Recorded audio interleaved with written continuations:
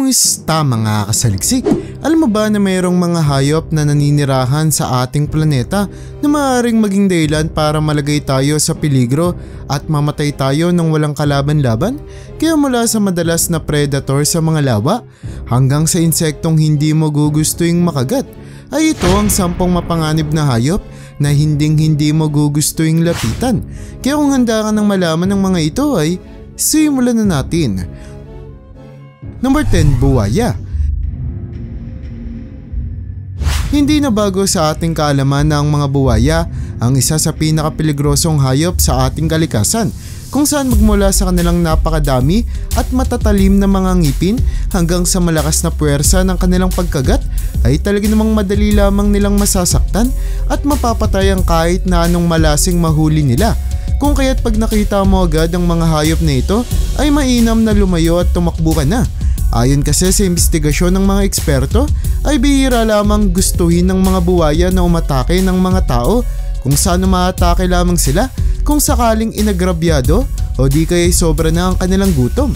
Pero kahit na madalang lamang sila kung umatake ng mga tao ay hindi pa din ligtas ang paglapit sa kanila.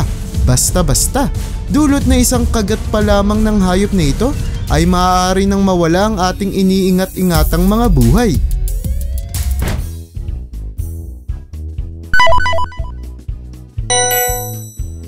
Number 9, moray eel. Maniniwala ka ba kung sasabihin ko sa'yo na mayroong hayop sa ating karagatan na mas dapat pa nating katakutan kaysa sa mga pating? Ito ay ang moray eel na maniwala ka man o sa hindi ay mas madalas pang umatake ng mga tao kumpara sa ibang mga hayop sa ating karagatan. Dulot na sobrang agresibo ng mga igat na ito na handang umatake ng kahit na anong makita nila malapit sa kanilang teritoryo, kung saan hindi nila binibigyang pansin ang sukat ng kanilang mabibiktima. Kaya naman mainam na lumayo ka na lamang sa hayop na ito. Ngunit dahil ang mga moray eel ay eksperto sa pagsuksok at pagtatago ng kanilang sarili sa ilalim ng ating karagatan, ay sadya namang mahirap malaman kung mayroon na bang moray eel na malapit sa atin kung nagkataon. Number 8, golden poison frog. Sa unang tingin ay akalain mo na isang normal na palaka lamang ang hayop na ito na kung tawagin ay golden poison frog. Ngunit dahil agad na mapapansin sa pangalan ng nilalang na siya ay nakalalason ay talaga namang maiintindihan mo na lamang kung bakit hindi mainam ang paghawak o kahit papaglapit sa kanila.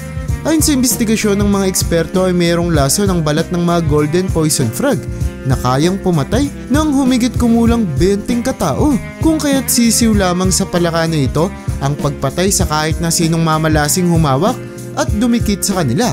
At dahil sa iba't iba din ang itsura ng bawat isang golden poison frog ay maaaring ang isang ordinaryong palaka pala na iyong pinulot ay kalahi na ng nakamamatay na nilalang na ito.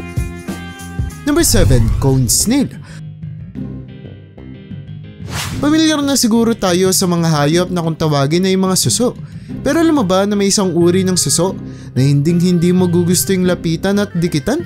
Ang nilalang na ito ay ang mga cone snail na mayroong kapabilidad na umatake sa sino mang gugustuhin nila, kung saan ang bawat isa sa pagtusok ng hayop ay may kakayanan na makapatay kahit pa ng mga tao, kung saan ayon sa investigasyon ng mga eksperto ay aabutin lamang ng 5 hanggang 8 oras ang buhay ng mabibiktima ng mga cone snail bago sila tuluyang mamatay at pumanaw. Dahil sa mapaparalisa din ang mabibiktima ng pamatay na suso na ito ay talaga namang wala ng tsansa na makaligtas pa sila matapos maatake ng mga cone snail maliban na lamang kung sila ay mayroong kasama. Number 6, hyena. Ang isa sa pinakakilalang hayop sa ating kalikasan ay ang mga hyena na kahit pa makikita na patawa-tawa lamang ay mayroong pa ding kakayanan na umatake at pumatay kahit pa nga ng mga tao, kung saan ayon sa investigasyon ng mga eksperto ay ang puwersa ng kagat ng hayop na ito ay kayang-kayang makawasak ng boto ng kanilang mabibiktima, na talaga namang nagpapakita kung gaano na lamang kapanganib ang hayop na ito kung sakaling sila ay umatake. Dagdag pa na ang mga hyena ay may matalas na isipan at kapabilidad na mabilis tumakbo ay talaga namang kakaunti lamang ang nakakaligtas matapos atakehin at tangkaing hulihin ng hayop na ito. Number 5, polar bear. Sa ating kasalukuyang panahon ay sadyang napakadaming mababangis at nakakatakot na hayop ang naninirahan sa ating kalupaan. Pero kakaunti lamang ang mas nakakatakot pa kaysa sa mga polar bear na may hawak sa titulong pinakamalaking nangangain na hayop sa buong kalupaan. Kung kaya't kasabay ng malaking pangangatawan ng hayop ay ang kanilang bagsik at lakas sa pakikipaglaban. Ang mga polar bear ay matatagpuan sa malamig na parte ng ating planeta, kung saan ang kanilang malalaking pangangatawan ay nakatutulong upang makontrol nila ang temperatura ng kanilang katawan na nagpapakita din ng survivor ang mga hayop na ito. Kung kaya't kung sakaling sila ay umatake sa atin ay hindi na tayo dapat magtaka pa kung sadyang mahirap silang kalabanin at talunin. Number 4. Hornet. Kaysa sa mga bubuyog ay mayroon pang mas kinatatakutang insekto ang mga tao sa ating planeta, at ito ay ang mga hornet na mayroong kamandag na 50 beses na mas malakas kumpara sa mga bubuyog. Kung kaya't makikita kung gaano na lamang kasakit ang mararanasan ng sinumang mamalasin na makagat ng insektong ito. Dahil din sa ang mga hornet ay umaatake ng nakagrupo ay mas lalong lumalakas ang peligro ng kanilang pagkagat. Kung kaya't libo-libong tao nang namatay matapos silang atakihin ng insekto na ito, na talaga namang nagpapatunay kung bakit hindi mo sila gugusting makasalubong o makalaban. Number 3. Box jellyfish. Hindi na bago sa ating kaalaman na ang mga dikya ang isa sa pinakamapanganib na nilalang sa ating karagatan.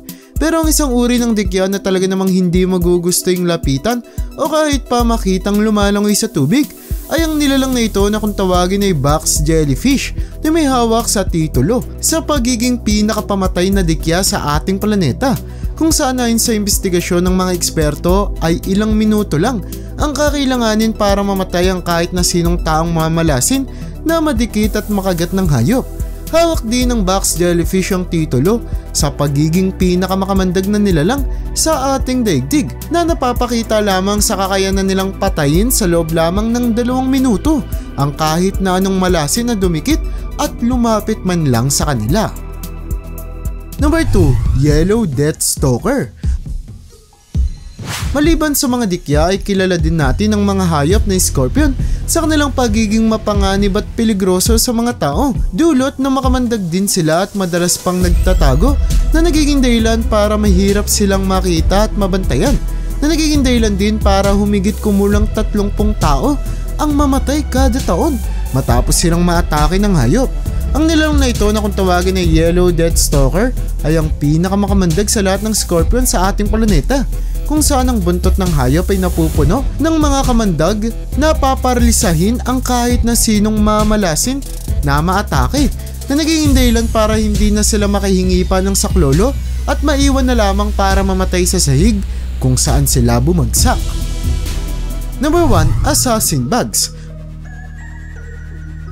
Maniniwala ka ba kung sasabihin ko sa iyo na hindi lamang ang mga dambuhalang hayop ang madaling makakapaglagay sa peligro sa mga tao, kundi pati na rin ang maliliit ng mga insekto?